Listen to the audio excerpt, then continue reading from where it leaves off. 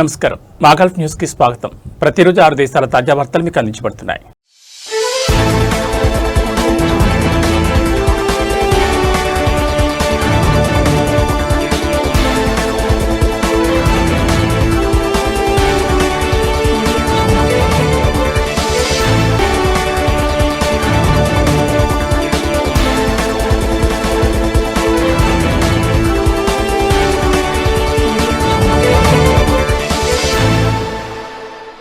షార్జాలో 2 ఏళ్ల బాలుడు మృతికి సంబంధించి అధికారులు 2 భారతీయ కుటుంబాలను విచారిస్తున్నారని వారి సహాయం చేస్తున్న ఒక న్యాయవాది తెలిపారు.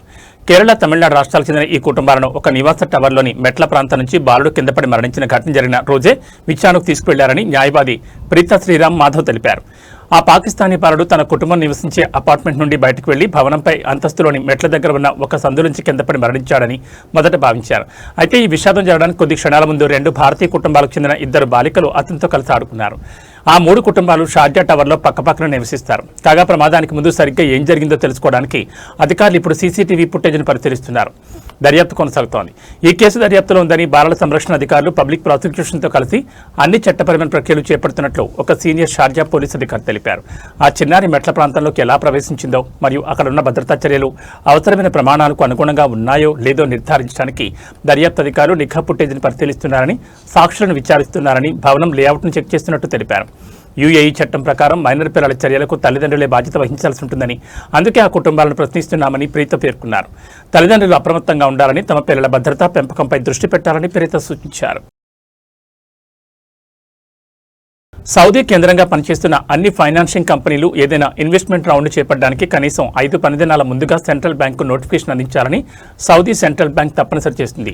ఈ సంస్థలో ఫైనాన్షింగ్ కంపెనీలు, చెల్లింపు సేవా ప్రొవైడర్స్, ఎక్స్చేంజ్ బ్యూరోలు మరియు సెంట్రల్ బ్యాంక్ ద్వారా లైసెన్స్ పొందిన ఫైనాన్షింగ్ కార్యకలాపాలకు మద్దతిచ్చే సంస్థలు ఉన్నాయి. పెట్టుబడి రౌండ్ నిర్వహించాలనుకునే సంస్థలు ఇన్వెస్ట్మెంట్ రౌండ్ కాలపరిమితి, ఉద్దేశం, విలువ మరియు లక్షిత వర్గంతో సహా అన్ని సంబంధిత సమాచారాన్ని తప్పనిసరిగా వెల్లడించాలని సెంట్రల్ బ్యాంక్ నిర్దేశించింది. అలాగే బ్యాంకింగేతర ఆర్థిక సంస్థ యాజమాన్య నిర్మాణం మరియు ఆర్థిక స్థితిపై దాని ప్రభావాన్ని వివరించే ఒక ప్రకటనను కూడా సమర్పించాలి.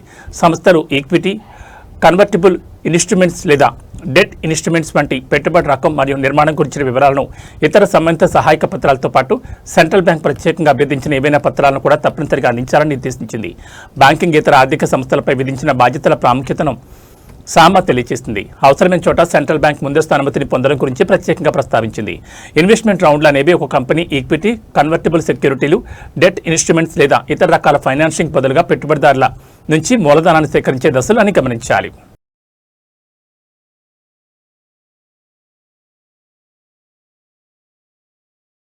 ప్రముఖ బహ్రెయిన్ గాయనిని అభ్యంతరకరమైన స్నాప్చాట్ పోస్టుల ద్వారా వేధించినందుకు ఒక కవిని దోషిగా నిర్ధారిస్తూ ఇచ్చిన తీర్పును బహ్రెయిన్ కోర్ట్ ఆఫ్ కాన్స్టిట్యూషన్ సమర్థించింది.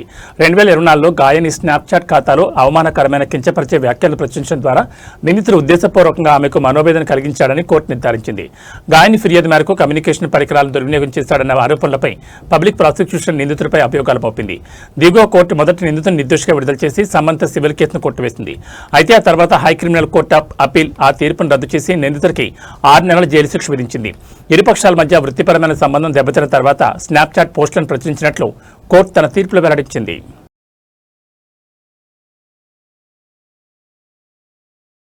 ప్రపంచ బ్యాంక్ 2025 లాజిస్టిక్స్ పనితీరు సూచిక నివేదికలోని అనేక సూచికలలో ఒమన్ సుల్తానెట్ మెరుగైన ప్రాంతీయ మరియు గ్లోబల్ ర్యాంకులను సాధించింది.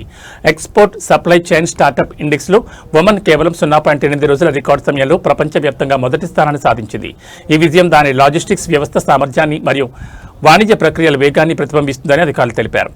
ఎల్పీఐ అనేది ఒక ఖాళీ కంటైనర్ బయలుదేరినప్పటి నుండి ఓడరేవు ద్వారా ఎగుమతికి సిద్ధంగా సరుకులతో తిరిగి వచ్చే వరకు పట్టే పూర్తి సైకిల్ సమయాన్ని కొలుస్తుంది. ఇది ఒమన్ ఓడరేవులలో కంటైనర్ నిర్వహణ అధిక కార్యాచరణ సామర్థ్యాన్ని మరియు వేగాన్ని ప్రతిబింబిస్తుంది. ఇంపోర్ట్ సప్లై చైన్ కంప్లీషన్ ఇండెక్స్లో 160 దేశాల్లో ఒమన్ ప్రపంచవ్యాప్తంగా 9వ స్థానంలో నిలిచింది. ఈ సూచిక ఒక కంటైనర్ను వినియోగదారునికి డెలివరీ చేసినప్పటి నుండి అది ఖాళీగా వేర్ హౌస్కి తిరిగి వచ్చే వరకు పట్టే సమయాన్ని లెక్కిస్తోంది. ఇది దిగుమతి కార్యకలాపాల సామర్థ్యాన్ని తెలియజేస్తోంది. జీసీసీలో ప్రత్యక్ష షిప్పింగ్ లైన్ల సేవలు ఇండెక్స్లో ఒమన్ 3వ స్థానంలో నిలిచింది. ఇది దేశంలోని వాడరేవులను ప్రపంచవ్యాప్తంగా ఉన్న ఇతర వాడరేవులకు అనుసంధానించే క్రమబద్ధమైన షిప్పింగ్ సేవల సంఖ్యను గణించి ర్యాంకులను కేటాయిస్తుంది. షిప్పింగ్ అలయన్స్ సంఖ్య సూచికలు ఒమన్ ప్రపంచవ్యాప్తంగా 169 దేశాల్లో 25 స్థానాల్లో మరియు జీసీసీలో 2వ స్థానంలో నిలిచింది. ఈ సూచిక కార్యాచరణ మరియు వాణిజ్య కార్యకలాపాలను సంయుక్తంగా నిర్వహించడంలో షిప్పింగ్ లైన్ల మధ్య సహకార స్థాయిని లెక్కిస్తుంది. సాధారణ షిప్పింగ్ లైన్ల ద్వారా ఒమన్ ఓడరేవుల నుంచి నేరుగా చేరుకోగల మార్కెట్ల సంఖ్యను కొలిచే ప్రత్యక్ష షిప్పింగ్ కనెక్టివిటీ పార్ట్నర్ సంఖ్య సూచికలో సుల్తానేట్ ప్రపంచవ్యాప్తంగా 39వ స్థానంలో మరియు గల్ఫ్ ప్రాంతంలో 3వ స్థానంలో నిలిచి సత్తా చాటింది.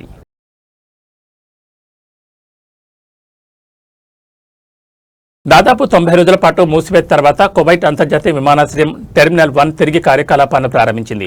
ప్రస్తుతం విమానాల రాకపోకలు ఉదయం 4 గంటల నుంచి రాత్రి 10 గంటల మధ్య తాత్కాలిక షెడ్యూల్ ప్రకారం నడుస్తున్నాయని director general of civil aviation operations director Mansoor Al Hashemi తెలిపారు. రాబోయే కాలంలో క్రమంగా సాధారణ పనివేళ్లకు తిరిగి రావాలని యోచిస్తున్నట్లు తెలిపారు.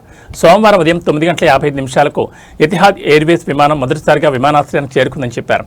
అలాగే ముంబై నుంచి వచ్చిన ఇండిగో ఎయిర్లైన్స్ విమానం కూడా చేరుకుందని, ఆ రోజు మొత్తం 18 విమానాలను షెడ్యూల్ చేసినట్టు తెలిపారు. విమాన రద్దీ క్రమంగా పెరుగుతున్నందున ప్రతి విమానయాన సంస్థ రోజుకు ఒక రౌండ్ ట్రిప్ సర్వీస్ నడుపుతుందని ఆయన పేర్కొన్నారు. ఇప్పటి వరకు సుమారు 20 విమానయాన సంస్థలు కార్యకలాపాలు పునఃప్రారంభించడానికి దరఖాస్తు చేసుకుని పౌర విమానయాన అథారిటీ నుండి అవసరమైన అనుమతులు పొందాయని అన్నారు. అధికారులు రద్దీగా ఉండే వేసవి ప్రయాణ కాలానికి సిద్ధమవుతున్నందున రాబోయే రోజుల్లో విమాన కార్యకలాపాలు విస్తరిస్తాయని భావిస్తున్నట్లు అల్ హషేమి తెలిపారు.